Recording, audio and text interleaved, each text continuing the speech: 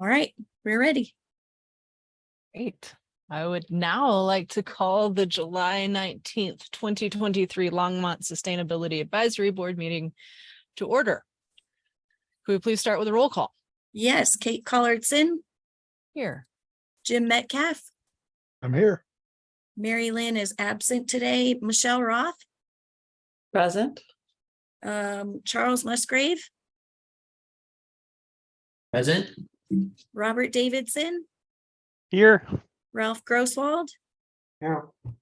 Lisa Knobloch. Lisa, Sorry, here. there we go. Becky Doyle. Here. Francie Jaffe. Here. Susan Bartlett. Here. Heather McIntyre is here, and Councilmember Martin. Here. Chair, you have a quorum. Fantastic. I'll read our land acknowledgement statement. We acknowledge that Longmont sits on the traditional territory of the Cheyenne, Arapaho, Ute, and other indigenous peoples. We honor the history and the living and spiritual connections the First Peoples have with this land. It is our commitment to face the injustices that happened when the land was taken, and to educate our communities, ourselves, and our children to ensure that these injustices do not happen again. And now I'll read our inclusion statement. The Sustainability Advisory Board embraces diverse perspectives from its members and the public to create an inclusive space where everyone feels welcome to share their opinion. The board asks that all attendees listen and speak with respect and avoid attacks on individuals or specific group identities. So we'll move on to approval of minutes from the last meeting. Any issues with the minutes as they're written? Then can I get a motion to approve? So move. I'll second. All in favor? Aye. Aye. Okay, the motion carries. Are there any revisions to the agenda or documents that need to be submitted from staff? Not that I'm aware of. Great. All right, then we will move on to general business. A reminder to the board, please hold your comments and questions until the end of each presentation after staff has finished presenting. So Francie, you're up. Oh, thank you for having me. Francie Jaffe, Sustainability Coordinator. I'm going to be providing a overview of our draft new Longmont indicators page to just inform the board that staff has been working to update our Longmont indicators page. I'm actually going to start with showing what we currently have and then just then show where we're working towards.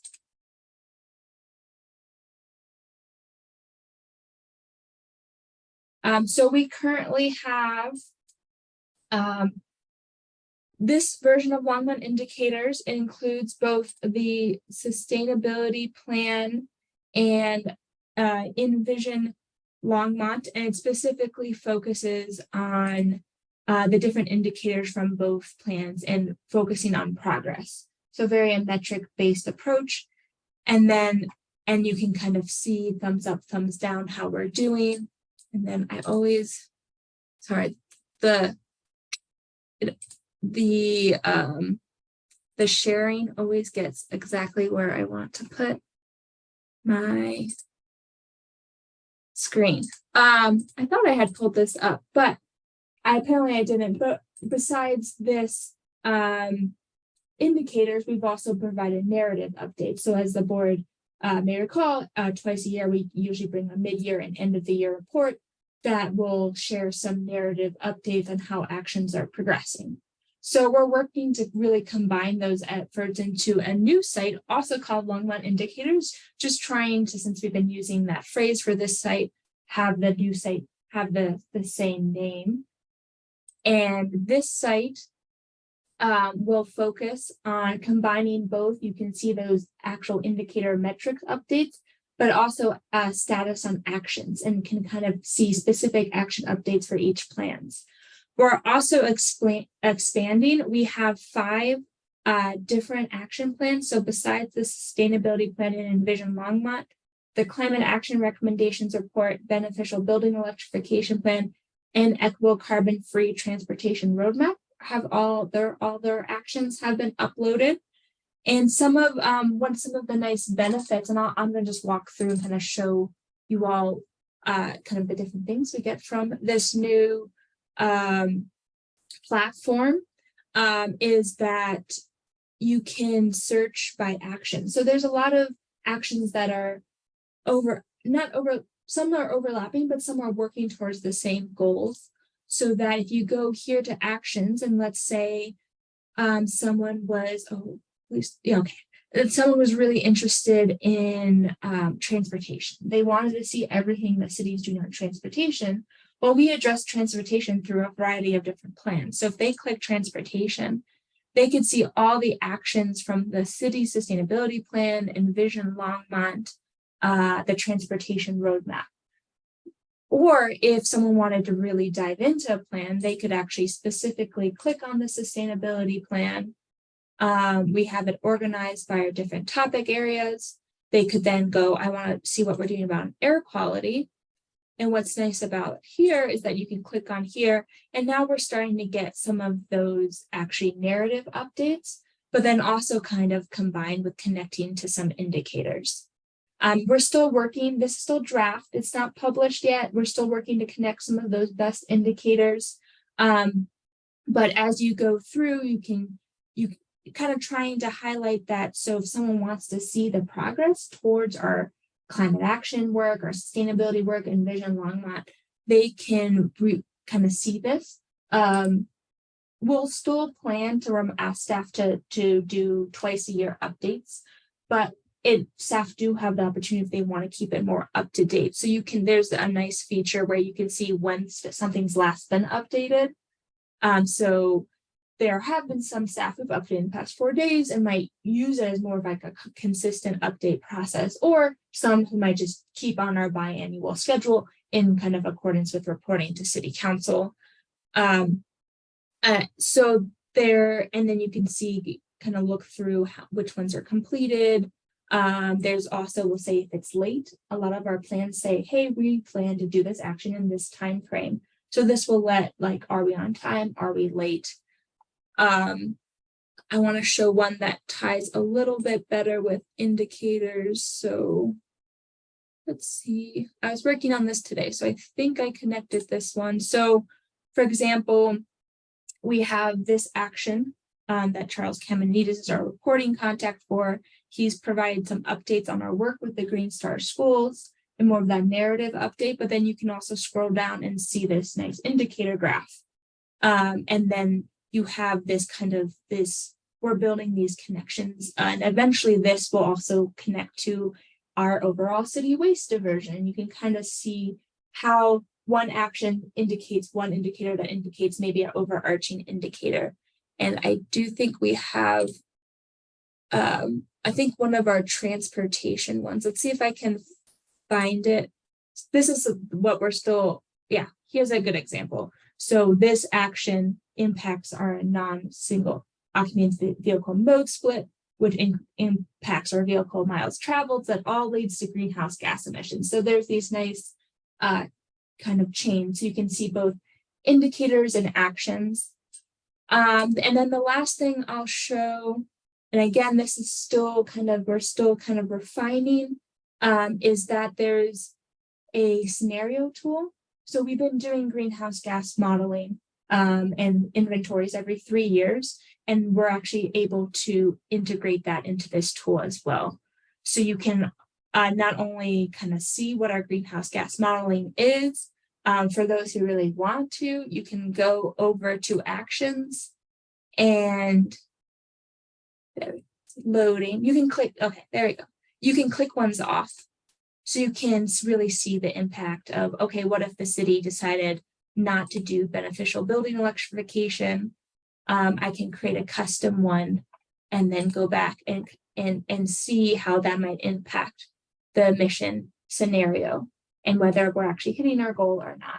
So we're still making sure that it was a lot of work to take our scenario model from our spreadsheet up onto this platform. So we're still doing some data kind of quality control to make sure everything was uploaded correctly. But a lot of this platform kind of gives one landing page where the community, advisory board, city council, even staff can really kind of see where we're going with our greenhouse gas studies, where are we with actions, indicators, and hopefully be an easier way for people to navigate what the city's working on in this space. And yeah, I just want to make sure before I hand it over to questions, see, Lisa, did I miss anything in that overview that you think might be helpful to highlight? I don't think so. I think that was good. We'll see if there's folks that have questions, but I think you can also go back in, and there's a lot of different functionality that it offers. It's different ways that you can search different things and ways that you can see the connections among different things. And the only thing I'll add to that is that what we hope to do is build in additional plans over time as well. So the water efficiency master plan that's underway soon, the transportation roadmap is going to get rolled into the upcoming, I always forget the new name for it. It's essentially the update to the multimodal transportation plan, but I know Phil is calling it something different. Mobility The mobility plan. plan. Yeah. So we're hoping to connect additional things that are related to sustainability. So thanks, Francie. Then Chair, before I hand it back over to you, the one thing I did forget to mention is we're currently working to make this a fully bilingual Spanish-English website. So you'll be able at one point to click a button at the top that will fully change the language. And it's fully, we hired a translation company to do it instead of using Google Translate.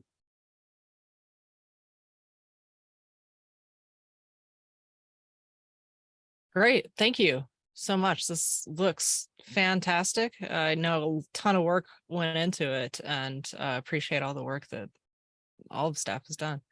I see a couple of hands. Ralph, we'll start with you, and then Jim.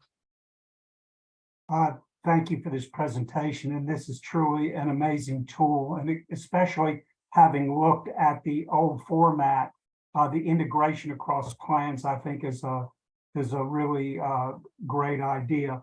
My question is, I think for the average person on the street, they have no idea the level of professionalism that's being done in this community for this. And I wondered if there were any plans at this point, how you plan to educate the public about this. We know it's a great tool for staff and that sort of thing, but are there plans to educate the public about this? And then a second part of that question is, are there any plans to have some sort of a video or overview of how to use this? Because what you just gave us is terrific.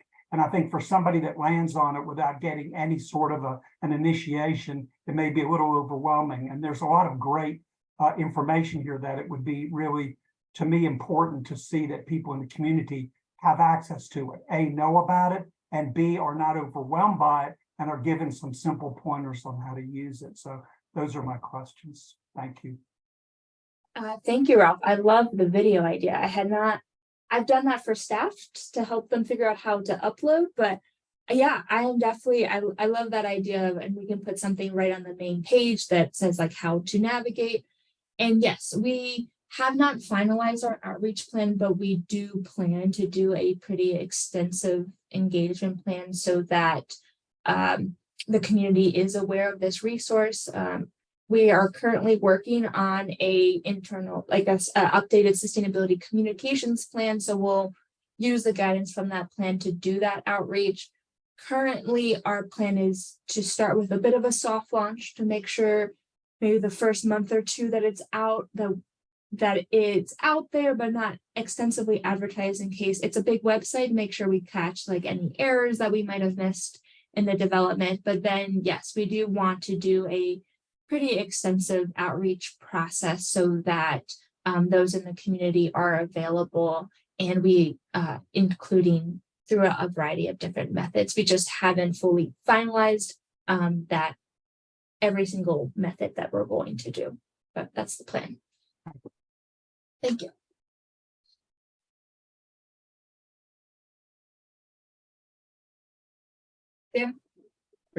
That was great. Thanks. The new webpage looks fantastic. I had two things. First, with the outreach, I wonder if it might be an interesting idea to actually try to develop lesson plans so that teachers could use this in a classroom at a variety of levels and kind of make it something that it seems like the interface could be used at a variety of different levels, a variety of different kind of, ages and stuff like that, and maybe having some lesson plans and would be an easy way to get teachers involved. The other thing is on the last one that you were showing us that had the CO2 production, I noticed that there was, so we're looking at the graph, there's a table, and then there's also a little button that said details.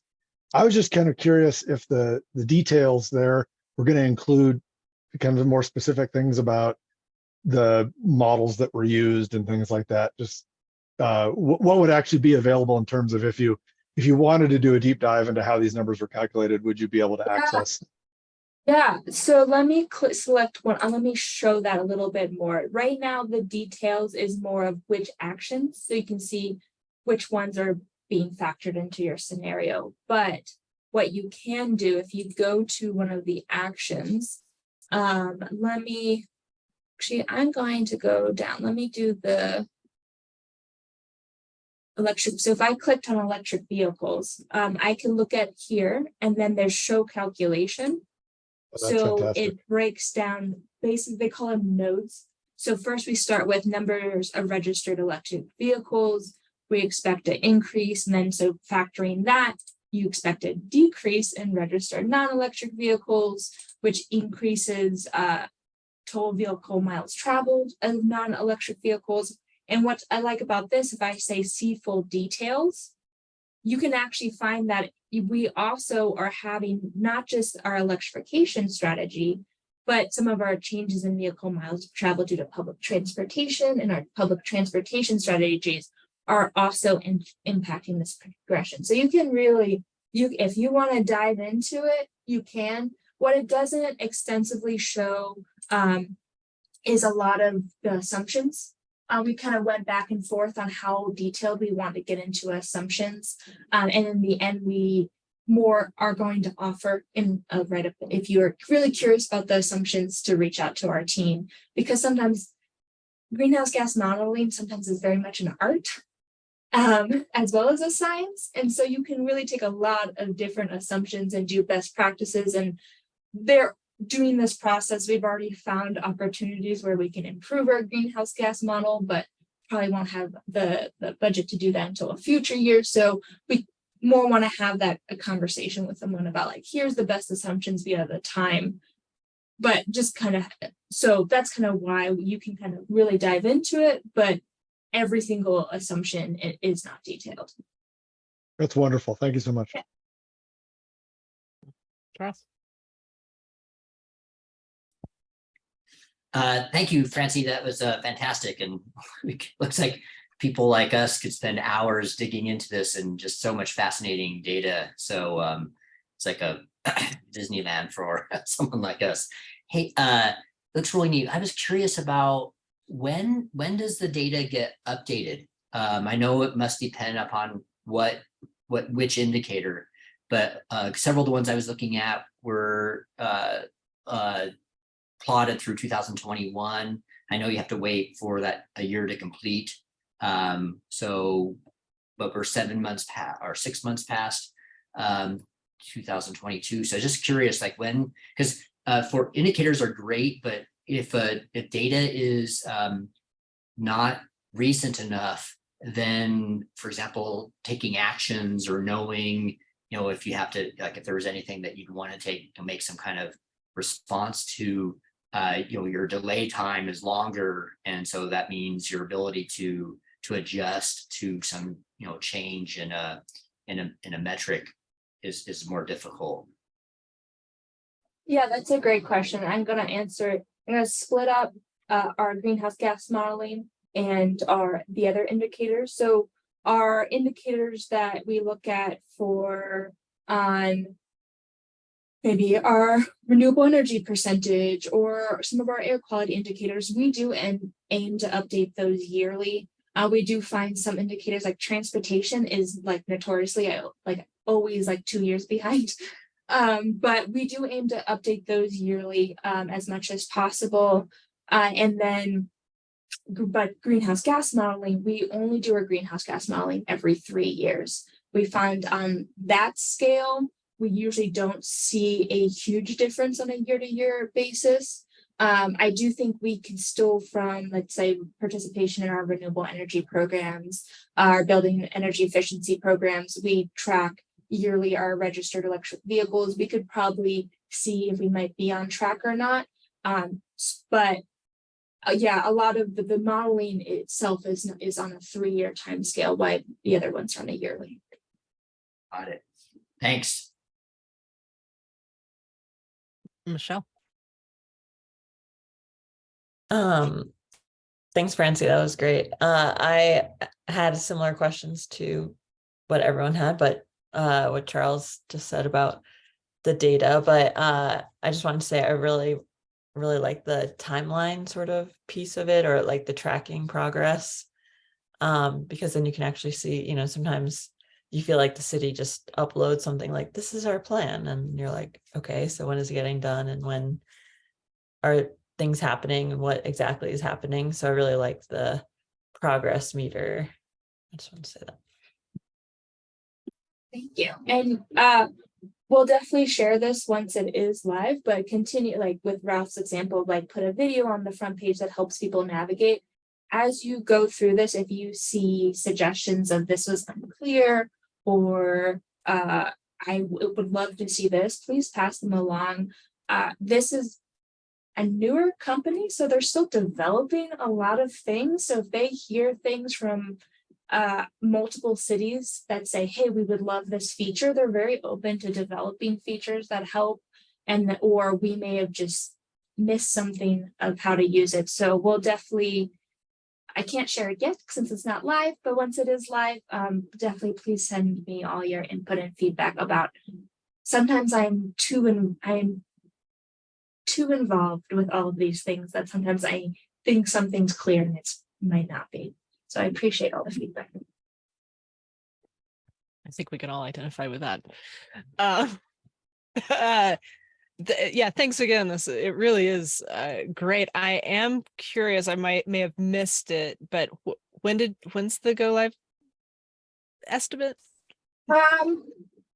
It is taking a little bit longer than we've expected to launch this. So my current hope is September, but definitely by the end of the year. Fair enough. Yeah. Cool. Thanks. Any other questions? Yeah, Charles. Sorry, this is maybe more detailed, but just out of curiosity, the renewable power purchase program subscriptions, they've pretty much been flat for the last 6 years, 7 years or so. It's like 622 subscriptions, and they were at 542 back in 2016. So this is kind of a detailed thing, but just kind of a comment. Do people not know about the ability to sell their excess renewable energy back to the city? Or I don't know, maybe that's not really a question for this particular part, but just seems like we could do a lot better there.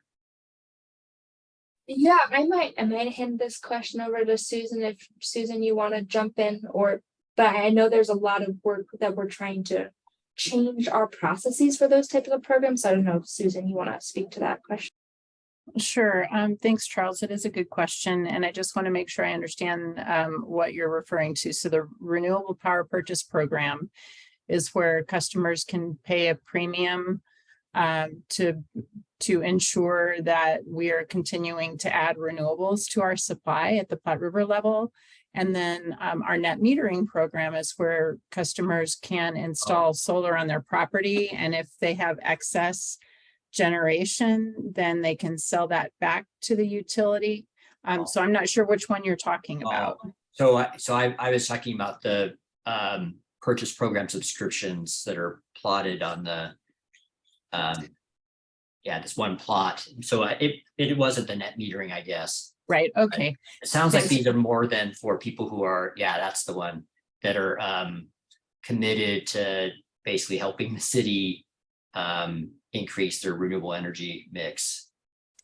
Right, and Francie mentioned that we're sort of revamping this program to make it a little more meaningful to customers in Longmont. Right now, essentially what you do as a subscriber is you pay that premium with the intent that we will use those resources to pay Platte River to install more renewable, but Platte River has gotten out ahead. So they're doing really well on that front and certainly can accommodate many, many more folks that would want to subscribe. So one of the ways that we're looking at revising the program is to make sure that the rate that we're charging for the premium seems appropriate. That's part of our rate study this summer. And also looking at ways that we can channel that revenue so that it's more apparent at the local level. So instead of just saying, yep, it's going to Platte River, they're retiring renewable energy credits on your behalf, and we're putting on more renewable energy, which is sort of distant, out of sight, out of mind. We'd like to be able to use some of those dollars to say, we're installing local community solar, or we're doing some battery demonstration to help us be more resilient locally. And we're working on that revision this year and hope to have something come out in 2024 that feels a little bit more engaging for customers, if you will. Yeah. So hopefully that helps. Yeah. Yeah, fantastic. Yeah, I could see both the for customers to feel like their money really is going to helping with that, and maybe it would help with that. But the other one is, you're right, the renewable energy mix is done really well. So that could be another reason people maybe say, we're doing great. Maybe why do we need extra help? Right. And I'll just say as a side note and anecdote, we do have a lot of people call and want to ask questions about the program. And we definitely want to have a program, partly because many businesses have sustainability requirements that they participate in programs like that. And we want to make sure we have something like that available. I lost my thought there. But also when I talk with people and we talk about what's the best way for you to contribute as a local customer, oftentimes we go down the path of, look at your own footprint first. What can you do at your own property over the long term? If you can create efficiencies in your own space, do that first. And then look outside for some of these other options. And we've gotten really good feedback on that approach as well. So I suppose it does discourage a little bit of participation, but also encourages people to kind of do what they can in their own space. Thank you. Thanks for the question.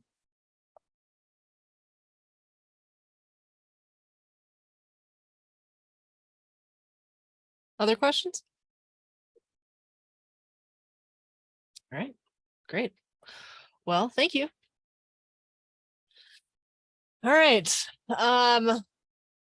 We're at the point in our agenda where we have a public invited to be heard.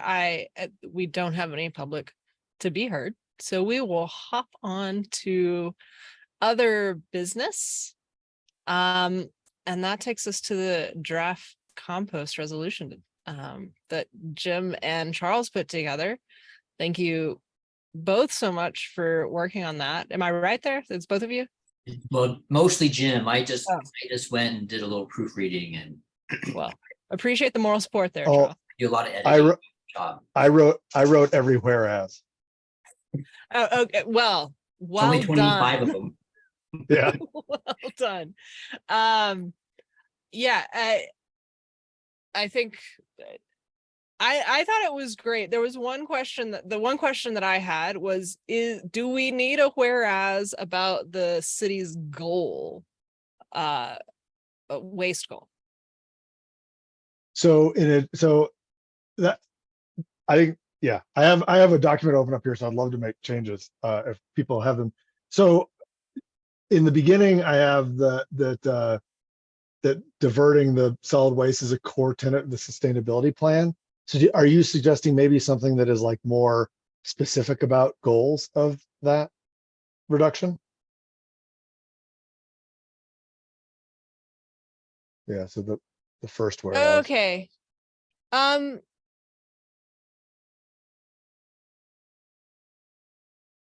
could Yeah, definitely I see guess I was thinking something.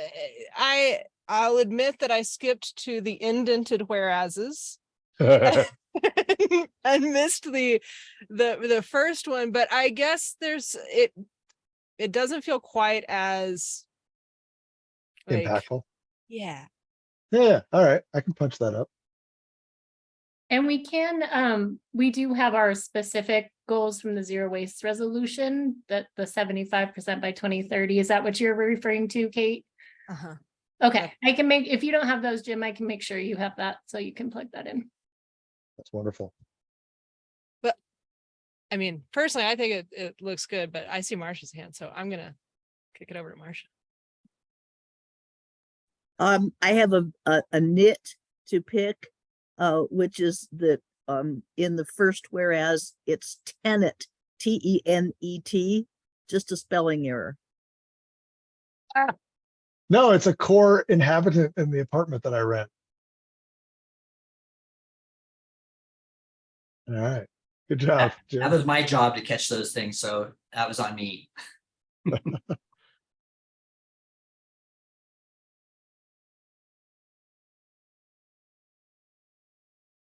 Other thoughts? Did you unshare your screen on purpose? I was having fun.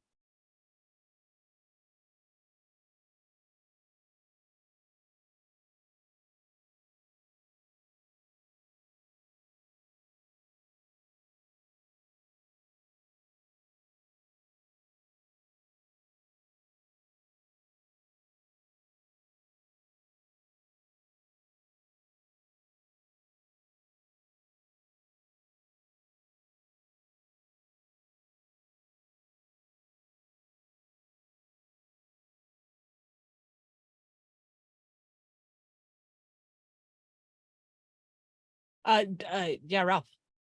I apologize that I'm really a little ignorant about this. What is currently happening with plastic? I mean, is it being recycled? I just want to understand where plastic fits into this. I know we want to reduce plastic use, obviously, but what is actually currently happening with that? Is it going into the landfill? Marcia, is your hand raised to help answer that question? Yes. Okay, thanks. The plastic recycling that we can actually recycle is described in huge detail on the waste diversion website of the city, and particularly in the Waste Wizard. So this really isn't about that. Most plastic that we take in, and I actually went out to EcoCycle and quizzed them about this, and they say they really are recycling all those different types of plastic. And we do occasionally put in some non-recyclable plastic into our recycle bins, but they are already, they swear that they're recycling everything they claim they recycle.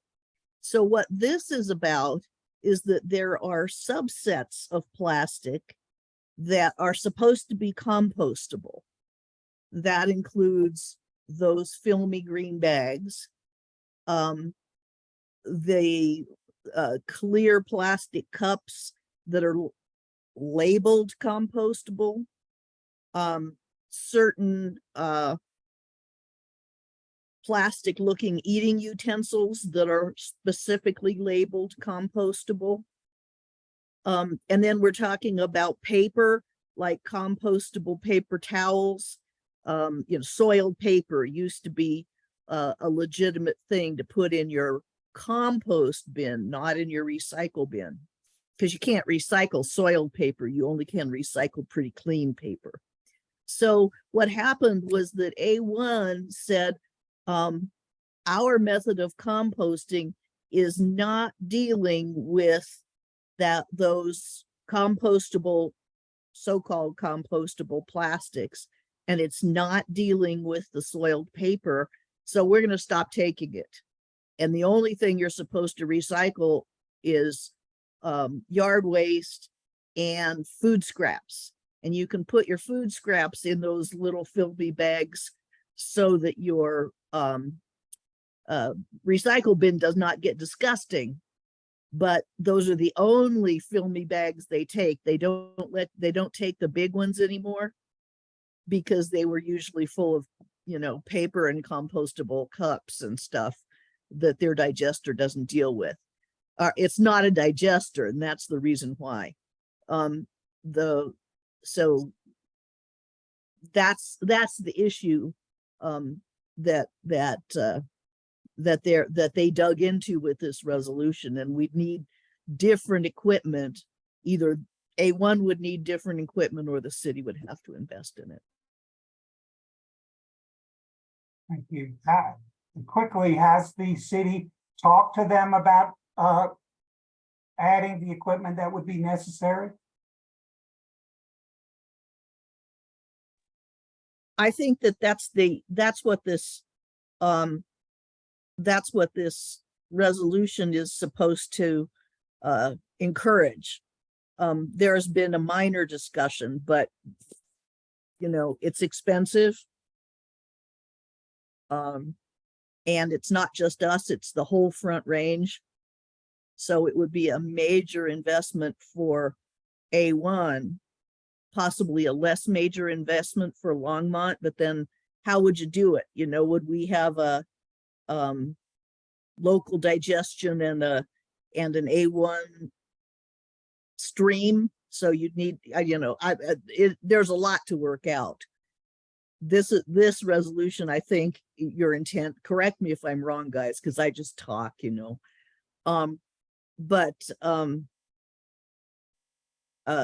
is just, we'd like it to be back the way it was for our consumers. And we don't know how, but we want somebody to be figuring it out. Thank you. Yeah, I think that's exactly it. And the whole Front Range comment that you made is also part of the issue. I work at CU, and we still have like all of the hand towels in the bathroom still go into these big things that say compost. And if you go buy lunch at the student center, it still says you're putting your compostable plastic cups in compost. And I assume those are actually just going into the dump now, even though they say they're being composted. If A1 is the composter for the Front Range, I assume this is, not just us that are dealing with the problem, but it seems like it's kind of going to hamstring the whole waste reduction goal of the city. Especially we've had people talk about trying to get businesses to switch over to compostable to-go containers and get rid of styrofoam. We've had all these kind of incentives that all of a sudden now just seem a little stuck. So yeah, my hope with this would just be that, like, this is an important part of our sustainability plan. I don't know if other city groups might also think that it is important, but that we need to know what the options are, and we need to make sure that it's moving forward, and that we're kind of getting back on a path that seems reasonable. I love that it raises the profile, and James, I think you should send it to CU. Do they have a sustainability club or something? I'm sure they do. I mean, I am in the earth science department. You think I might know that. But that's a great idea. I should look. They have the environmental center. Yeah, which is a part of student affairs. Yeah, if you go to the Environmental Center Student Affairs webpage, it talks about the changes in the composting guidelines and that we can no longer recycle polylactic plastics and other things except for yard waste, food waste, etc. So, Well, if and when the board decides to support this, then whatever version that we support, I will get in touch with CU, and yeah, that'd be no problem at all to do.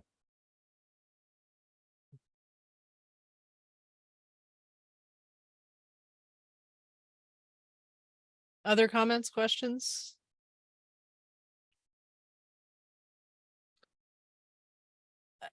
Marcia, from your perspective, is this clear enough?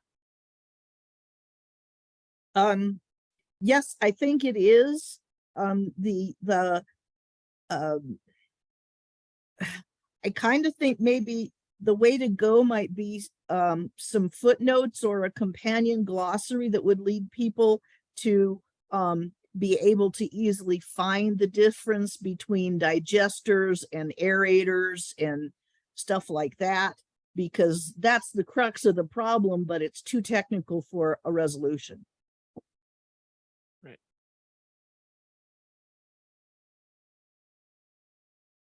Great. I wasn't aware that I could do that, but yeah, I'll add some footnotes. Footnotes and links, appendices, And Jim gets excited about it. online data repositories. I know that you went through that stuff before writing this, right? Sure he did. He's picking on you. Ralph, I see your hand. Yes, if this resolution is adopted and sent to council, whose responsibility would it be to, would we be involved in any way with that, or would just be staff that would undertake the recommendations that we're making in this resolution? I'm just curious to know what the action steps would be there forward. Yeah, we can do it a couple of ways. I'd be happy to take that to city council, and then it would be on city council if they want to approve the resolution and then engage further beyond that.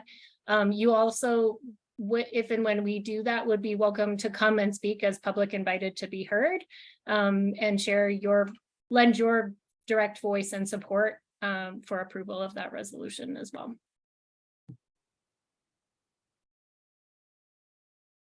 Marcia? Yeah, I would just like to maybe elaborate on that a little. There is a process, and because I just went through this with the Airport Advisory Board and their sustainable aviation resolution. And so Levi Brown, who's the airport manager, his counterpart would be Lisa, has to go through this process of getting it on the council agenda. And then it gets put on the council agenda at some future date, and you all will be notified, and then you can make, fascinating plans to, inform the public about why this is so important. Great. That sounds good.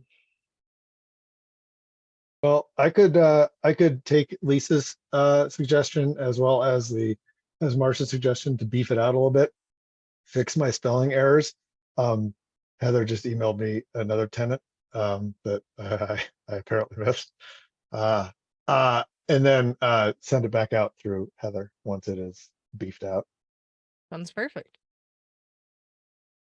Thanks again for putting this together. Really appreciate you doing the legwork. Okay. Well, with that, I think we're ready to move on to items from staff. Looks like, Lisa, you've got a couple of things to talk about. Yeah, so the first thing is I just wanted to let you all know that the Universal Recycling Ordinance passed on second reading on July 11th. So that's a big deal. We're really excited about that. Thank you for all of your support in that process. There were some great folks that showed up to speak in support of the ordinance as well. And now we are working on putting together a communications plan to really ramp up between now and the end of the year, because the first recycling requirements go into effect January 1 of next year. So we're just trying to make sure that everybody knows of those requirements. They know who they can contact for questions. Who's Nicole? Actually, I might put Nicole on the spot if you want to hop on really quick and introduce yourself. Nicole is our new sustainability coordinator that is focused specifically on zero waste and was hired to help roll out the implementation of the universal recycling ordinance. So I don't know if she stepped away for a minute. Nicole, if you hear me and feel comfortable to pop on camera and say hi, you're welcome to do that. And if not, that's okay too. She'll be, I'm sure, popping into future meetings as well. But so yeah, we'll be hitting that hard between now and the end of the year. Nicole oh, there she is. Go for it, Nicole. Oh, we can't hear you. I don't know, Heather, if you need, it looks like she's unmuted, but I'm not sure why we can't hear. I don't have any control over that. It might be the way that she came into the meeting. I'm not sure. Okay, well, if we can't Might hear be the you, wrong mic. there you go. Yeah, just give a wave. They can see your friendly face. Nicole, I don't know if you can change the settings on your microphone down by where your mute button is. There's a little arrow that might, you might be able to change which microphone you're using. Did that do anything? Yeah, there we go. Okay. Hi, thank you, Lisa. So, I'm the new Zero Waste Sustainability Coordinator. So I'm really excited that the URO passed and helping Lisa with the communications plan and looking forward to working with you all on it. So just saying hi real quick. Thanks, Nicole. I know I threw you on the spot there. Yeah, so Nicole will be the one fielding questions from folks and putting together the exemption process and financial assistance resources and things like that. So very exciting. And then I also wanted to share with you a couple of grant funding opportunities that we've put in on. So fingers crossed. Just a couple of things that we've been talking quite a bit about. The first, both of which are led by the county. So we just came on as grant partners, thank goodness, because writing federal grants, as some of you are aware, is a big undertaking. So we just provided support in that process. But with regards to all of the extreme heat stuff that's been going on, they put in with several communities across the county for, sorry, there's very loud music happening outside my house. I'm sorry, a motorcycle. All right, there We go. can't hear it. So like someone's enjoying this beautiful summer day. So the first is, I think they ended up going in for about $2 million for tree canopy, increasing the tree canopy across the county, focusing specifically on Justice 40 communities, and also incorporating into that like a tree tender program, which I think is going to be a really important component in helping folks, particularly on private property, to access and plant and then help maintain trees as well. So I think that'll be really helpful for us in increasing our tree canopy, specifically on private property, because we don't have any control over that. Obviously, we have our Arbor Day tree sale program that folks can access trees, but kind of beyond that, we don't have the capacity to really support folks. So that would be great if we did end up getting that. The county also went in on a $7 million grant for EV charging infrastructure across the county. And Longmont's pretty well positioned given that our areas of focus that are both Justice 40 areas, concentration of multifamily is also along the 287 corridor. And there's a lot of focus specifically on increasing charging in corridors like that. So the 287 corridor. So that could be a pretty big deal from an EV charging standpoint and really building up access to that as well.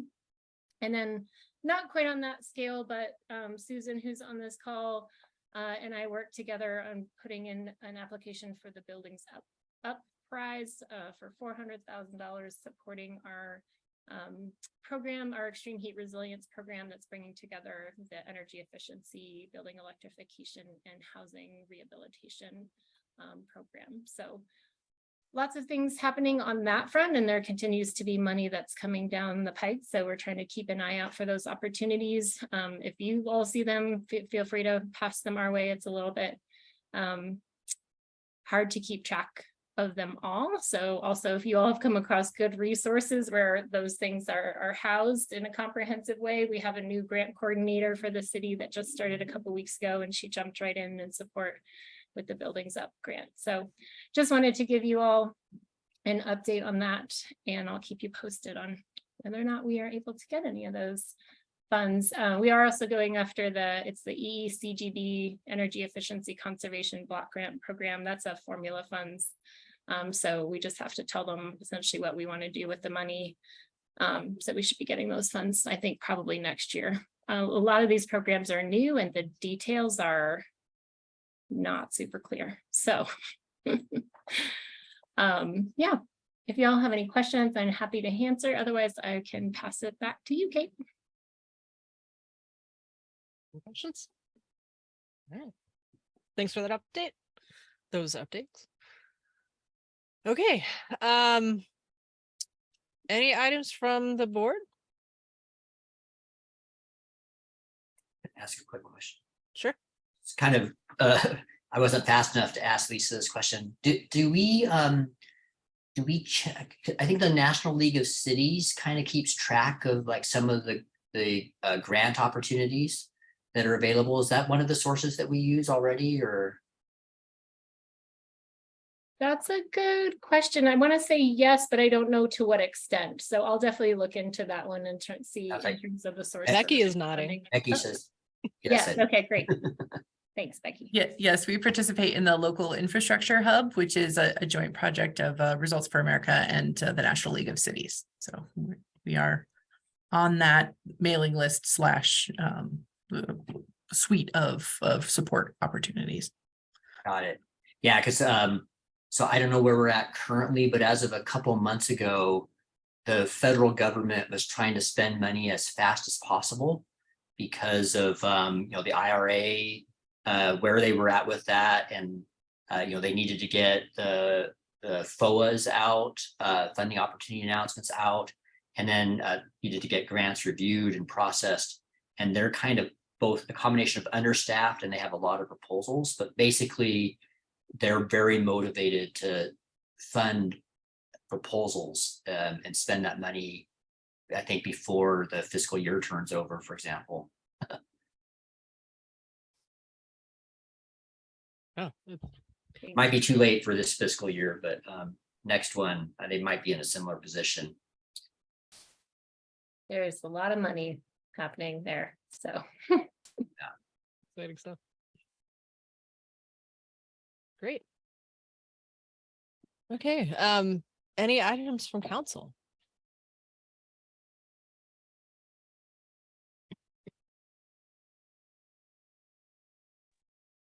Sorry, this one was going to be a permanent unmute and my bar was covering up the control. Yes, actually.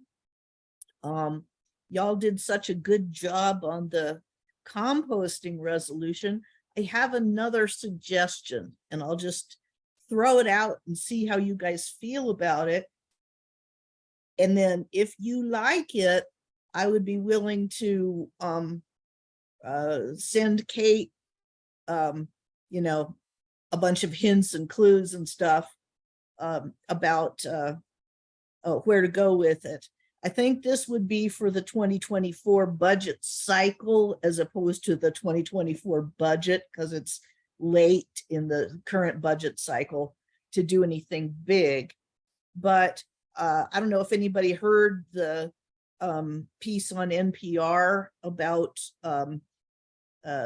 municipalities having heat officers and taking special measures to keep people from being harmed by extreme heat. And I've been nagging Harold and David Bell about this for at least a year, maybe 2 years. And they have always been saying, well, because it's a dry heat, our bad weather just isn't that bad. And this has been the first year that they sort of are saying, yeah, maybe preparedness should be in our playbook now. So there are a bunch of things that I've seen in action, in New York, which is a much larger heat island than Longmont, obviously.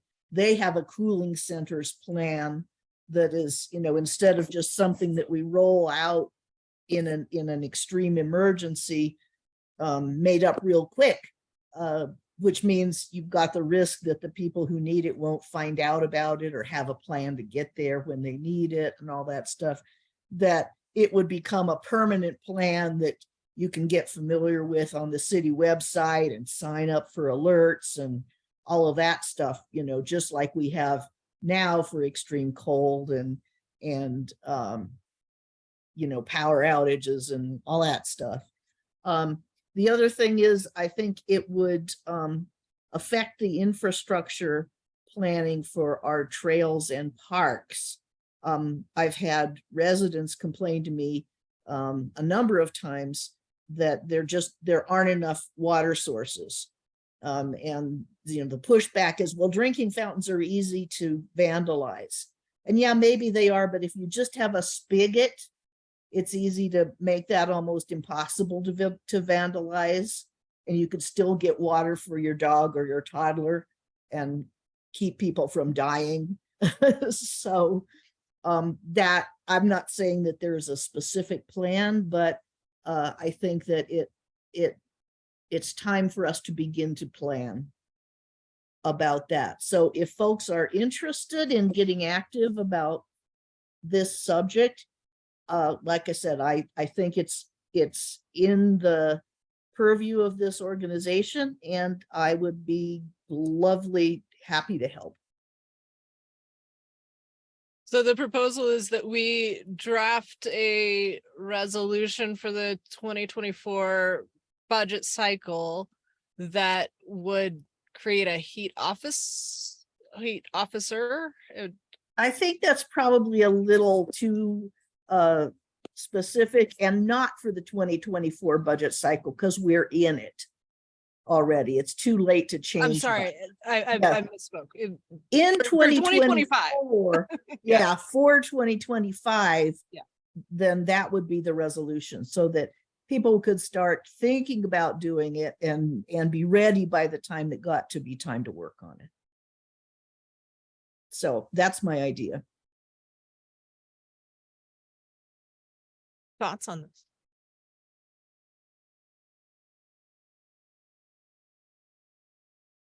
Not yet. Okay.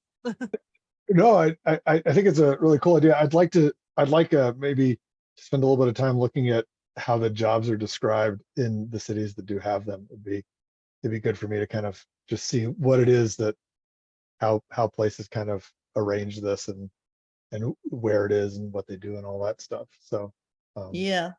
Becky, I think maybe you have some resources on that too that you brought home from Amsterdam last year. Or Yes. maybe not. We certainly heard from some chief heat officers in various cities, but I think Lisa's got a lot of the extreme heat resilience work well in hand with the heat mapping project that's underway and the community solutions engagement that'll be coming after that is complete. Lisa, anything you'd add to that?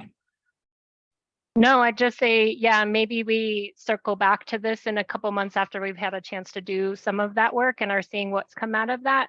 And then the only thing I'll also add is that Boulder County put together an extreme heat plan. Boulder County Public Health put together an extreme heat plan last year. So far, what I've seen it mostly consist of are press releases, but they had some staff turnover over there, and I haven't had a chance to touch base with them since we have a lot of, I wanted to get some of this other work done here before circling back with them. They've had, like I said, staff turnover and stuff over there. So I think a lot of those pieces are starting to come together, but I agree with you, Marcia. I think it is going to be a big deal. It definitely, I'd love to see, I've heard of that, but I haven't had a chance to look at some of the job descriptions also to see kind of what's in the purview of those positions, but would be really interested to see that because as we can see already, it's here and it's going to likely continue to get worse. And we do have folks that are really vulnerable for a variety of reasons to that. Yeah, and I think a whole heat office is more than Longmont would be able to take on, and it probably is the purview of county health. Although, again, just like so many other things, they prescribe, and it comes down to us, the cities, to implement it. And I'm actually the most interested in improving the standards for public amenities, which is, something that seems to get overlooked, right? Like our public restrooms are better than, or our new public restrooms are much better than our old public restrooms were. But the public really appreciates it when they see them, but we still, because it's a 7-year cycle to upgrade them. Most of them are still a horror show. And the public really notices that.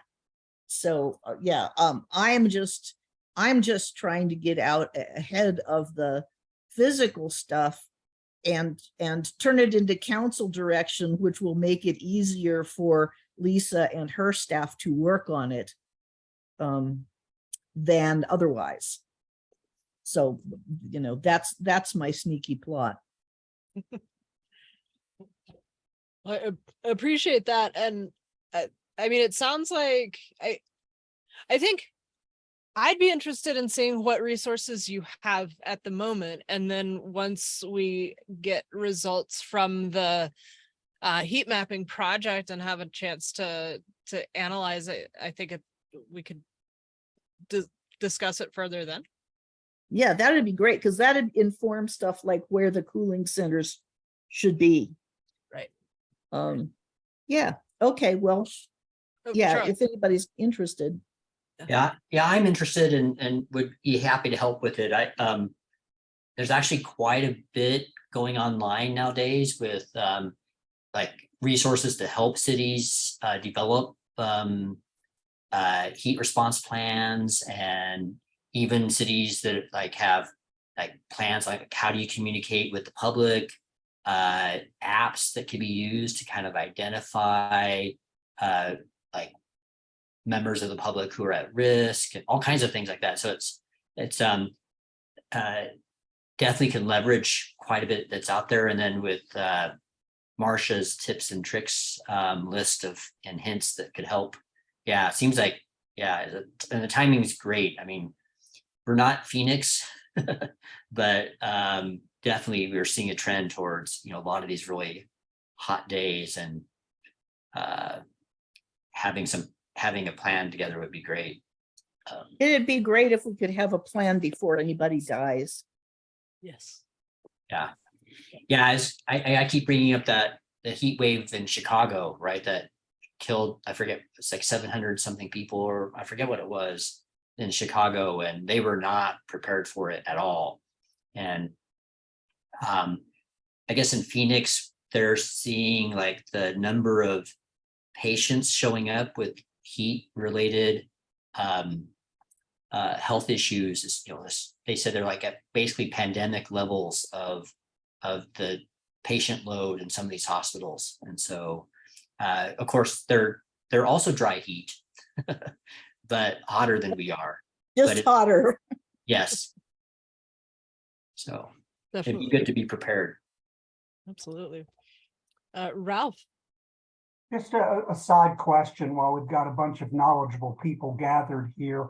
Is the ash borer problem on the radar of the city, and is the city doing anything about that, considering the importance of our shade and our trees? I was just curious if anybody knew about that.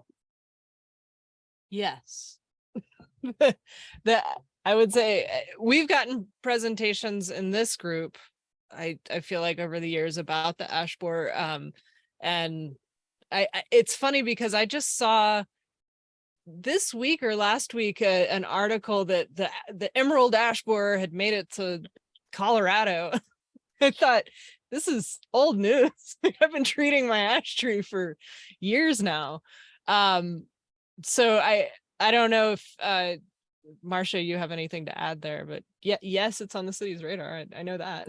Yeah, it's on the city's radar. My HOA treats my ash tree because I'm fortunate enough to have it in the right of way to the street side of the sidewalk, so I don't have to pay for it directly. And we give out, the city publishes information, or somebody does. I think it's the arborist's office, but so the short answer is yes. A longer answer is that I occasionally get letters from activists who say treating the ash trees isn't as important as banning neonics. So there's a little contention over that, because what they put inside those tree trunks are pesticides that are suspect. But it's like whether you spray for mosquitoes when you've got West Nile virus in every mosquito, right? Should you or shouldn't you? So, yeah, if there's interest, maybe somebody from David's organization could speak about what's being done. I wondered if there were any grant programs for private individuals for this, since we're kind of all in this together. But if somebody can't take care of their trees, I know because I lost 12 acres of trees to a pine borer when I lived back in North Carolina. So this is very much, caught my attention when I saw this was, moving into Colorado.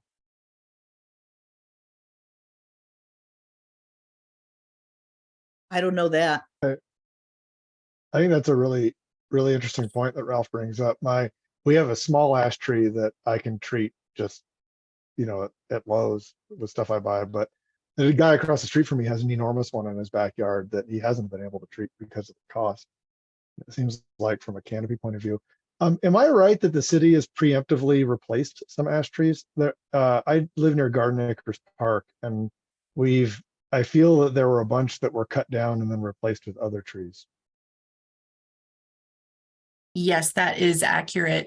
They undertook an assessment of all of the ash trees within the city and the health of those trees, treated the ones that were, in better condition, and replaced ones that were, maybe otherwise having a struggle. So, and that's an annual process. There's about 150 replacements that are scheduled annually. Yeah, and I will just add, it is very much on the radar in terms of how that's going to impact our tree canopy and the loss of those trees, particularly those established trees, Jim, like you're talking about. We have a significant number of them. Most of them are on private property. So that's why when I was talking about that grant earlier, those things are going to be really important. And it's going to be, a couple of decades before we get to see the full benefits of those trees, while we are, hopefully can stem the loss of the mature trees that we already have.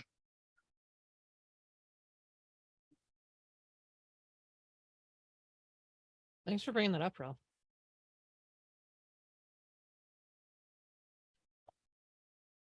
Okay. Anything else on this topic or others? All right. Well, this brings us then to the end of our agenda. Note that we have informational items in our board packet, and be sure to read those. And now, is there a motion to adjourn? Move to adjourn. Second that motion. All in favor? Aye. Great. Thanks, everybody. Have a great day. Everybody, Bye-bye. take care. Thanks. Bye-bye. Thanks.